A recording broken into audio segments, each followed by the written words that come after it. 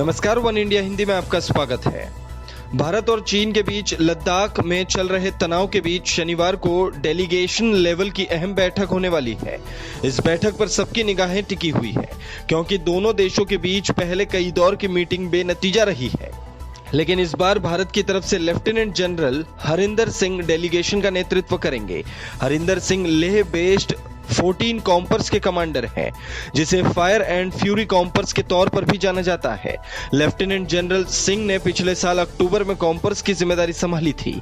हरिंदर सिंह चीन के मामलों की अच्छी समझ रखते हैं और कहा जा रहा है कि हरिंदर सिंह के नेतृत्व में भारत ने ऐसा चक्रव्यूह तैयार किया है जिससे चीन को निकलना मुश्किल होगा।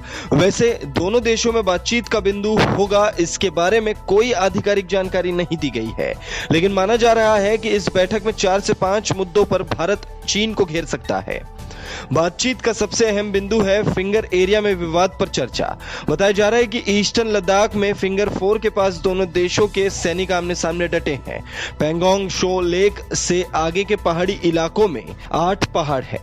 पहाड़ों के इन अलग अलग उभार को फिंगर 1 से लेकर फिंगर 8 तक का नाम दिया गया है। भारत का दावा है कि फिंगर 1 से फिंगर 8 तक का पूरा इलाका भारत का है, जबकि चीन फिंगर 8 से फिंगर 2 तक अपना इलाका मानता है। डेलीगेशन लेवल की बातचीत में इस मसले पर चर्चा होगी। चीन फिंगर एरिया 2 में क्यों पहुंचा, इस पर भी उससे जवाब मांगा जाएगा। गलवान इलाके को तुरंत खाली करने को कहा जाएगा। मीटिंग में रणनीतिक दृष्टि से अहम गलवान इलाके को लेकर भारत चीन को तुरंत खाली करने के लिए कह सकता है। करारोरम दर्रे को जोड़ने वाला इस बेहद अहम इलाके में दोनों तरफ की सेनाएं आमने सामने हैं। एलएसी पर चीनी स्ट्रक्चर पर बात। एलएसी के करीब चीन ने बंकर समेत कई अस्थायी निर्माण कर लिया है। भारत चीन को ऐसे स्ट्रक्चर को हटाने के लिए कह सकता है। सैनिकों की संख्या घटाने पर होगी बात। दोनों देश सीमा पर सैनिकों की संख्या को लेकर भी बात करेंगे। चीनी सेना के एलएसी के कुछ इलाकों में अंदर तक घुसने की खबरों के बाद भारत ने भी सीमा पर सैनिकों की संख्या बढ़ा दी है। टेंशन को कम करने के लिए दोनों ओर से सैनिकों को कम करने पर बातचीत हो सकती है। तनाव कम करने के तौर तरीकों पर विचार।